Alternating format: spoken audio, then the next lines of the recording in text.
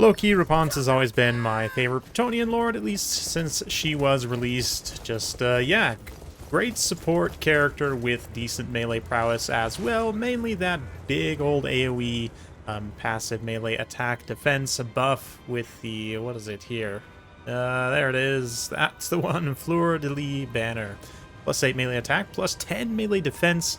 Synergizes so well with so many units on the Bretonnian roster, but today they're going to be taking on the foul forces of the Warriors of Chaos. We've got a bunch of mounted yeoman archers, been seeing quite a bit of them recently.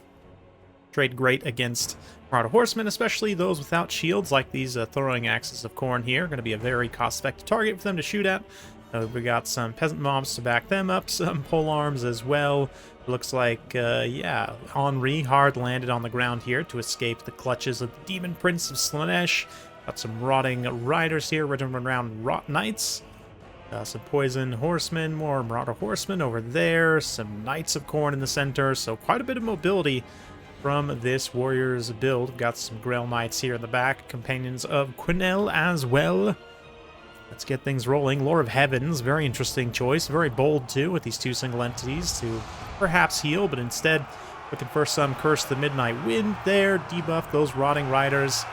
Rider of Rohan is the debuffer here, playing as Bretonnia, and it's going to take the charge here. Companions of Quenelle, you don't see them nearly as much as you used to with the Grail tier units being so strong, but nice to see them in this combat, even if they're getting wrecked by Pavane right now and absolutely dominated by those rotting riders. He's got the Chaos Sorcerer of Nurgle here, also some passive healing on the shrine. Not going to be too much passive healing. It does charge up, like we discussed in a recent video. These sort of passive effects that charge up with intensity generally are pretty slow, but yeah, if we can get this unit card here, it's up to 0.2 per second, 0.3 now. It is charging reasonably quickly, I guess, since there's a lot of Bretonnian peasant bodies here to try and massacre, but yeah, Companions getting absolutely wrecked there, despite Henri and Rapunzel charging on in themselves to try and assist, although the two of them juicing each other up. Got the Guardian here on Rapunzel, and of course the banner on Henri. He also pops Charmed Shield there, getting So Perfect Musked as well. Demon Prince of Slaanesh gets blinded by the flash here of the Halo of Maidenly Wrath. So some nice little synergy so far, but it's not actually working out great in terms of the combat. A little bit of RNG. And Rapunzel's getting stuck on these Rot Knights here, away from the Demon Prince. Not exactly a good situation, but the Grail Knights are performing just fine. The rest of the battlefield here, Bretonnia is just absolutely crushing it, wrecking those Knights of Corn and pulling away nicely, kiting away the rest of these Marauder Horsemen. Looks like some of the Yeomen got caught, but others are continuing to run around here. Probably have paid for themselves, and not quite, but still tactically very useful in pulling those Marauder Horsemen away from the main fights here. But here come the Grail Knights, charging to Rapunzel, trying to bail her out from the Rot Knights. She charges in. Yes, with that banner on these Knights, they are going to be significantly affected, of course. Up to 40 melee defense. With everything else, their armor and damage resistance, they will be quite tanky in this combat, even taking a little rear charge there from some regular throwing axe horsemen. Don't do too much damage. They're not like the Corn Horsemen or anything. Another Curse of the Midnight Wind as well, just to make sure their armor and melee defense get debuffed. That Curse of the Midnight Wind actually particularly impactful.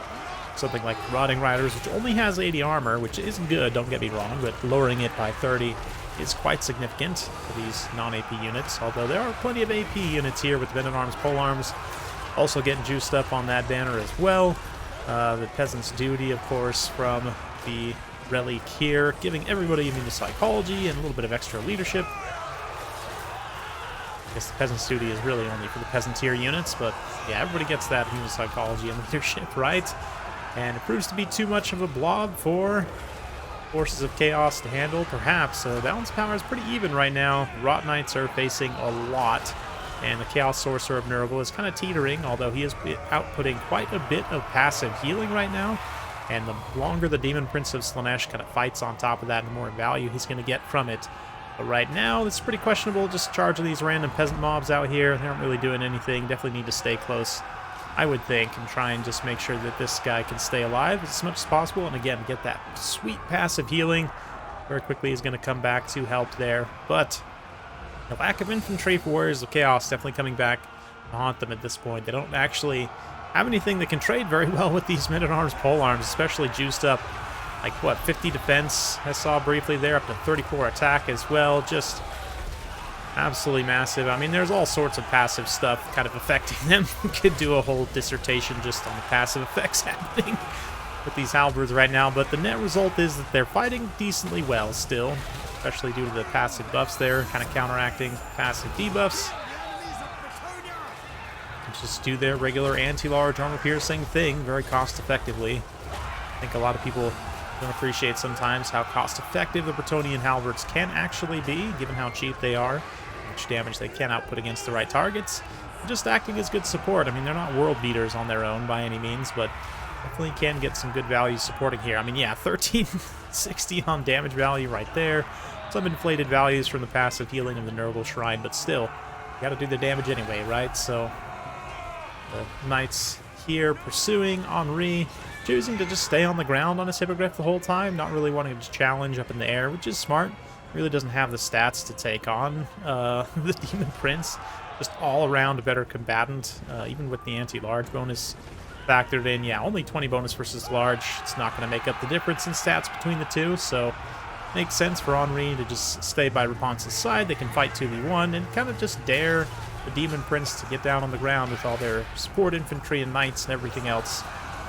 Has proven quite effective so far. It looks like the Demon Prince is starting to suffer leadership issues with army losses kicking in there. Yep, the Nurgle Shrine also not quite getting felled, but taking some significant damage for sure as it gives it up, and that'll be a win. A nice win for Bretonnia. Quite an orthodox build, and performed it very well.